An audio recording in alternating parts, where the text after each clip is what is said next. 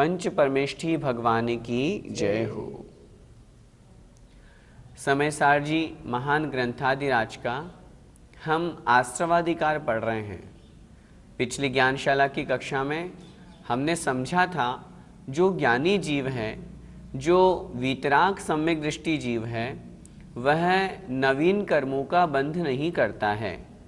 सत्ता में जो उसके कर्म हैं वे जब निर्जरा को प्राप्त होते हैं तो पुनः उदय को प्राप्त नहीं होते। पुनः उदय को प्राप्त नहीं होने से तात्पर्य है नवीन कर्म का बंध नहीं होगा तो उदय को भी वे प्राप्त नहीं होते हैं।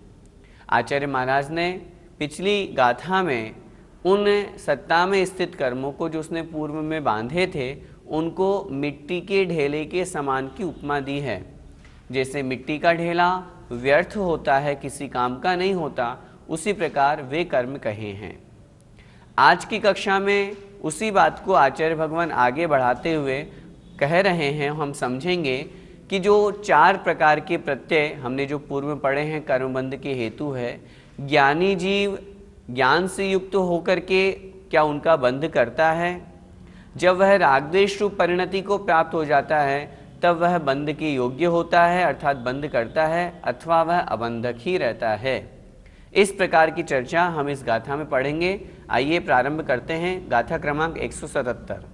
चौवीह अणेय भेयम्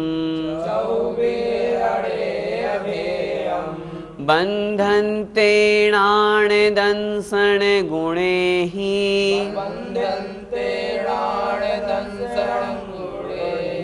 समये समये जम्हा तेण अबन्धुत्तिणाणीदु।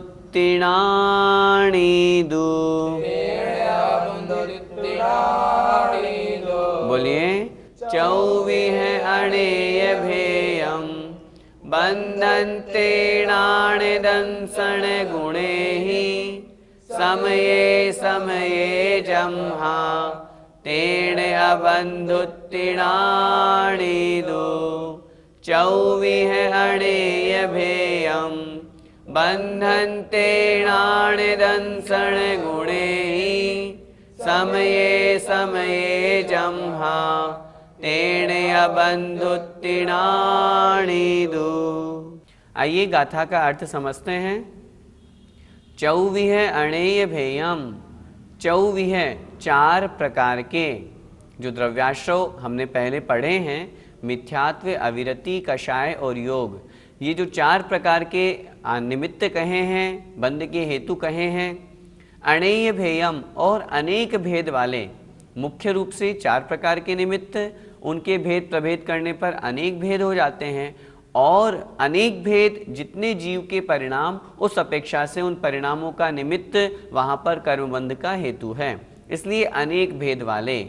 बंधनते बांधते हैं, किस अपेक्षा से? णाण दंसण गुणे ही, ज्ञान दर्शन गुणों के द्वारा। जो ज्ञान दर्शन गुण हैं उनके द्वारा भी जब यह जीव मिथ्यात्व आदि जो हेतु कहे हैं कर्मबंध के, उसके अलावा जो और भी अनेक प्रकार के हेतु कहे हैं उनके निमित्त से वे कर्म को बंधनते अर्थात बांधते हैं। कब बांधते हैं? समये समये अर्थात प्रति समय। हमारे कर्मबंध कब होता है? प्रति समय हमारे कर्मबंध होता है। इसलिए यहाँ पर आचार्य महाराज ने लिखा समये समये जम्हा, क्योंकि तेण इसीलिए अबन्धुत्तिणाणीदु। अबंधु इति अर्थात अबंधक है, अर्थात बंध नहीं करता है। णाणी अर्थात ज्ञानी जीव, तू मतलब तो। ज्ञान दर्शन गुणों के साथ में जब वह जीव राग द्वेष और मोह से युक्त होता है तो वे बंध के हेतु होने से वह जीव बंध को प्राप्त होता है अथवा बंध करता है। लेकिन जब हम ज्ञानी जीव की बात कर रहे हैं उस समय वह ज्ञान दर्शन गुण से युक्त होकर के राग द्वेष और मोह से रहित हो जाता है। इसी कारण से उस समय उस जीव को अबंधक कहा है। यहाँ पर आचार्य महाराज चर्चा कर रहे हैं ज्ञान दर्शन गुणों से युक्त होने पर भी जीव बंधक होता है। कब होता है बंधक? जब वह 4 प्रकार के प्रत्ययों से युक्त होता है। राग द्वेष मोह से सहित होता है। लेकिन जब वही जीव अपने आत्म स्वरूप में स्थित हो जाता है, अपने ज्ञान स्वरूप में आत्मज्ञान को प्राप्त कर लेता है, वीतराग सम्यक दर्शन को प्राप्त कर लेता है, शुद्धोपयोग को प्राप्त कर लेता है, तब उस समय वह जीव अबंधक कहलाता है। अर्थात मात्र ज्ञाता दृष्टा रह करके वहाँ पर उस जीव के कर्मों का बंध नहीं होता है। फिर से गाथा के एक एक शब्द का अर्थ समझें। चहुवी है 4 प्रकार के द्रव्याश्रव और इसकी अपेक्षा से अनेक प्रकार के जो भेद कर्मों के कहे गए हैं। णाण दंसन गुणे ही बंधनते, ज्ञान दर्शन गुणों के द्वारा वह जीव बंध को प्राप्त होता है अथवा बंध करता है। कब? ज्ञान दर्शन गुण में जब राग द्वेष से युक्त हो जाता है। समय समय प्रति समय वह ऐसा कर्मों का बंध करता है, परंतु जो णाणी अर्थात ज्ञानी जीव होता है वह तो मात्र ज्ञाता दृष्टा रहता है। वह वहाँ पर आत्मज्ञान से युक्त होने के कारण से राग द्वेष नहीं करता है, इसलिए अबंधु इति अर्थात वह अबंधक है, वह कर्मों का बंध नहीं करता। आइए गाथा का भावार्थ देखते हैं।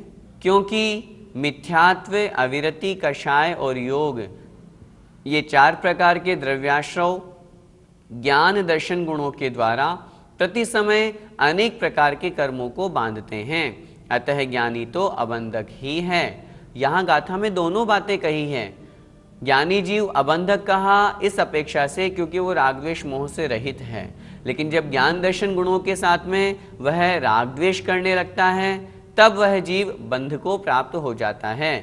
कहा भी है ना, जानना बुरा नहीं है, लेकिन राग द्वेष से युक्त होकर के जानना बुरा है। मैं इसको जान रहा हूँ, ये मेरा स्वभाव है, आत्मा का स्वभाव है जानना, लेकिन उस जानने में ये बुरा है, ये अच्छा है, ये जहाँ पर आ गया वही भाव उस जीव के लिए कर्म बंध का निमित्त बन जाता है। पद्यानुवाद पढ़ते हैं।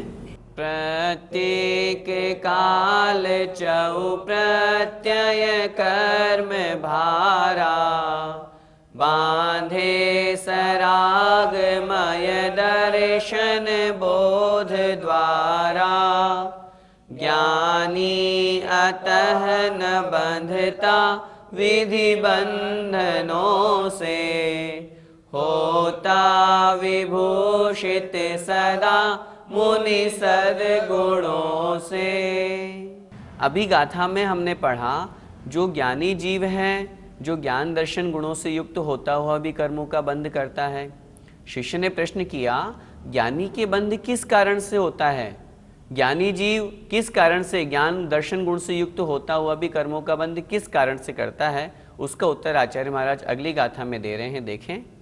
जम्हादु जहन्नादो णाण गुणादो पुणो विपरिणमदि,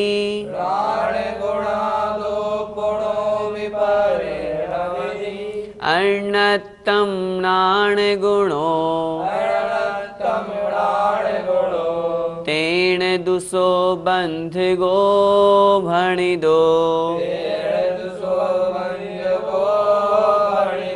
बोलिए, जम्हादो जहन्नादो णाण गुणादो पुणो विपरिणमदि, अर्णत्तम नाण गुणो तेण दुसो बंध गो भणिदो।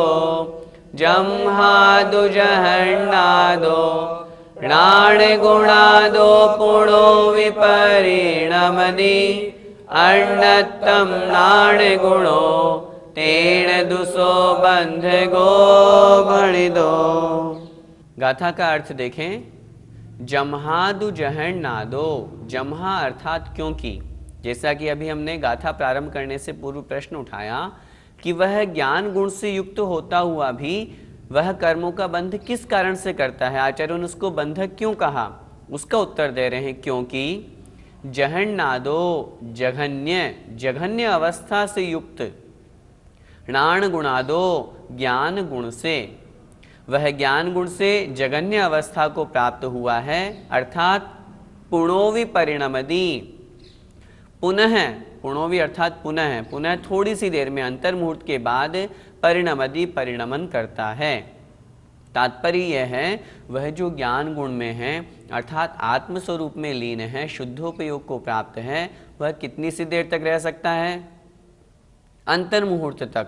अंतर्मुहूर्त बाद वह ज्ञान गुण की उस जघन्य अवस्था अर्थात विपरीत अवस्था को, जो वास्तविक अवस्था नहीं है, उस अवस्था को वह जीव प्राप्त हो जाता है। और अन्यतम नाण गुणों, जो ज्ञान गुण है वो अन्य रूप हो जाता है अर्थात अज्ञान रूप हो जाता है, वह अब अपने आत्मस्वरूप में लीन नहीं रहा, इसलिए अन्यतम अर्थात अन्य रूप से नाण गुणों ज्ञान गुण को प्राप्त हो जाता है। तेण इसीलिए इसी कारण से सो मतलब वह आत्मा बंधगो भणिदो बंधक कहा गया है अर्थात बंध करने वाला, कर्म बंध को कराने वाला कहा गया है। वह आत्मा कर्मों का बंध करने वाला क्यों कहा गया है? क्योंकि जब वही ज्ञानी जीव अपने उस ज्ञान गुण से नीचे गिर जाता है, ज्ञान गुण से नीचे गिर जाने का तात्पर्य उसका ज्ञान गुण समाप्त नहीं होता, लेकिन वह आत्मज्ञान में आत्मस्वरूप में जो लीन था उससे वो नीचे गिरा, जघन्य अवस्था को प्राप्त हुआ। कहने का तात्पर्य वह कषाय रूप परिणति में आ गया, राग द्वेष मोह करने लगा, इस कारण से उस समय वह आत्मा कर्मों का बंध करने लग जाता है। फिर से गाथा का अर्थ देखें। जम्हा क्योंकि दो मतलब तो, जहन्नादो अर्थात जघन्य अवस्था में अर्थात निम्न अवस्था में, णाण गुणादो ज्ञान गुण से पुणोवि पुनः अंतर्मुहूर्त बाद परिणमदि अर्थात परिणमन करता है। ज्ञान गुण जो जिसमें वो लीन हो गया था, राग द्वेष और मोह से रहित हो गया था, लेकिन अंतर्मुहूर्त बाद पुनः वो उस ज्ञान गुण से जघन्य अवस्था को प्राप्त हो जाता है, नीचे गिर जाता है, परिणामों में राग द्वेष और मोह आ जाता है और ज्ञान गुण से वह अन्य रूप हो जाता है। तेण इसीलिए वह आत्मा बंधक कहा गया है अर्थात कर्मों का बंध करने वाला कहा गया है। गाथा का भावार्थ देखें। क्योंकि ज्ञान गुण अर्थात ज्ञान गुण के जघन्य भाव, जैसे हम क्षाय क्षमिक भाव कहते हैं, उनके कारण पुनः अंतर्मुहूर्त के पश्चात अन्य रूप से परिणमन करता है। इसी कारण वह ज्ञान गुण का जघन्य भाव अर्थात यथाख्यात चारित्र की प्राप्ति से पूर्व तक, जहाँ यथाख्यात चारित्र होता है वहाँ ज्ञान गुण पूर्णतया प्रकट होता है, और जहाँ अपूर्ण अवस्था होती है उसे हम जघन्य भाव कहते हैं। इसलिए कहा यथाख्यात चारित्र की प्राप्ति से पूर्व तक वह कर्म का बंध कराने वाला अथवा करने वाला कहा गया है। भैया जी, फिर ऐसा क्यों होता है कि ज्ञानी जीव के बंध होने लगता है? इस विषय को फिर से अच्छी तरह से समझें। ज्ञानी जीव के बंध क्यों होता है? जैसा कि अभी बताया, जब वह ज्ञानी जीव अपने वास्तविक स्वभाव को छोड़ करके विभाव रूप परिणति करने लगता है। जैसा कि अभी हमने समझा था, यथाख्यात जो वास्तविक स्वरूप है, वास्तविक चारित्र है, वही कहलाता है यथाख्यात चारित्र। जो वास्तविक ज्ञान रूप पर्याय है, क्षायिक ज्ञान केवल ज्ञान रूप पर्याय है, जब वह उससे जघन्य अवस्था में आता है, जघन्य अवस्था में आने का तात्पर्य है वो अपने परिणामों में राग द्वेष और मोह को ला देता है। परिणामों में राग द्वेष मोह के ला देने से वह अपूर्णता को प्राप्त नहीं हो पाता, अपूर्णता से युक्त हो जाता है अर्थात पूर्णता को प्राप्त नहीं कर पाता। जब पूर्णता को प्राप्त नहीं कर पाता, इस कारण से वह जीव कर्मों का बंध करने लगता है। स्पष्ट सी बात समझें, चाहे ज्ञानी हो चाहे अज्ञानी हो, अज्ञानी के तो प्रति समय कर्मों का बंध हो ही रहा है। ज्ञानी जीव के जब वह अज्ञान अवस्था को प्राप्त हो जाता है तो कर्मों का बंध होता है। क्या ज्ञानी अज्ञान अवस्था को भी प्राप्त होता है? उत्तर मिलेगा हाँ, वह अधिक से अधिक उस पर्याय में, उस परिणति में, आत्मस्वरूप में अंतर्मुहूर्त तक ही तो रुकेगा। अंतर्मुहूर्त के बाद में नियम से उसके परिणामों में राग द्वेष आएगा और वो नीचे गिर जाएगा। इसीलिए तो आचार्यों ने कहा 11वें गुण स्थान में जो उपशांत कषाय है, अभी उसने कषायों को दबाया है, क्षय नहीं किया, समाप्त नहीं किया। उसी की अपेक्षा से आचार्य महाराज यहाँ पर कह रहे हैं कि जब वह जीव अपने कषायों का शमन करने से, जब वह अंतर्मुहूर्त बाद में वो कषाएं उदय में आएंगी, राग द्वेष करेगा, राग द्वेष मोह के कारण से उसके पुनः कर्मों का बंध होने लग जाएगा। जब वह इन कषायों का राग द्वेष और मोह का समूल नाश कर देगा, क्षीण मोह जिसे हम कहते हैं, अब उसके पास में कर्मों का नवीन बंध नहीं होगा। इसीलिए वहां पर 12वें गुणस्थानवर्ती, 13वें और 14वें गुणस्थानवर्ती जो मुनि महाराज कहे गए हैं, उनके नवीन कर्मों का बंध नहीं है। एक अपेक्षा से जहां शुद्धोपयोग 7वें गुणस्थान से आचार्यों ने द्रव्यानुयोग के अनुसार माना है, उस अपेक्षा से भी चूंकि बहिरंग में कषाय रूप परिणति नहीं है, अंतरंग में अति मंद संज्वलन कषाय है, लेकिन फिर भी वो संसार का बंध कराने वाली नहीं है। इस अपेक्षा से 7वें गुणस्थान से भी शुद्धोपयोग आचार्यों ने मान लिया है, उसमें कोई आपत्ति नहीं है। लेकिन आत्मज्ञान को जब वह जीव प्राप्त हो जाता है तब वह कर्मों का बंध नहीं करता, लेकिन जब वहीं से वह गिर जाता है, जगन्य अवस्था को प्राप्त होता है, तो फिर उस जीव के कर्मों का बंध प्रारंभ हो जाता है। सारांश में हम क्या समझें? जहां राग द्वेष और मोह से युक्त जीव जान रहा है, देख रहा है, कर्मों का बंध प्रति समय होगा। जब राग द्वेष मोह से रहित होकर के मात्र ज्ञाता दृष्टा भाव है, वहां कर्मों का बंध नहीं होगा। अब हम इस गाथा का पद्यानुवाद पढ़ते हैं।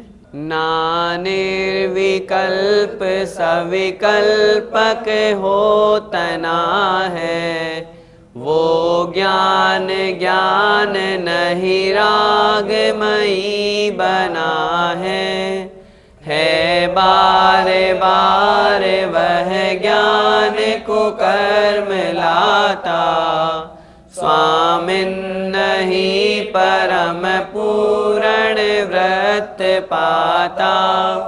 दूसरी पंक्ति में कितना स्पष्ट अर्थ लिखा है, वो ज्ञान ज्ञान नहीं है जो रागमयी बन गया। राग द्वेष से युक्त जो ज्ञान है वो वास्तविक ज्ञान नहीं है, और इसी कारण से वह जीव कर्मों का बंध करता है। जय जिनेंद्र।